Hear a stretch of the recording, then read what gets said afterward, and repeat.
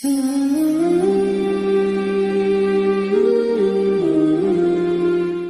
बाद Aahil and Sahil conversation EMI का जाल। वो आए अपने कुरान की वजाहत करें। My name is Sayed. My name is Sayed. I'm a drama director. EMI का जाल पूरा। साहिल एक जबरदस्त फोन आया है मार्केट में, मैं उसे EMI पर लेने वाला हूँ। EMI पर कितना देना होगा आहिल?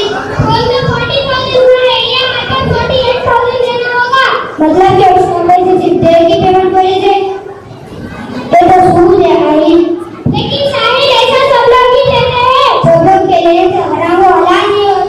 अल्लाह ने कुरान में फरमाया है इज्जत को हलाल किया और सूद को हराम किया है। और अल्लाह ने ये भी फरमाया है जो सूद को नहीं छोड़ेगा अल्लाह रसूल की दम के लिए तैयार है। नऊज़ बिल्लाह।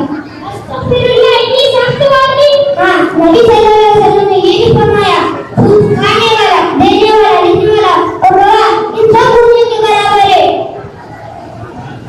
सही कहा साहिल तुमने। मैं अपनी जिंदगी की ख्वाहिश के लिए अपनी आखिरत को खराब नहीं करूंगा। माशाअल्लाह, सही फैसला लिया तुमने। सब्र करो, सेव करो, अल्लाह से कीजिए, अल्लाह में बरकत होती है।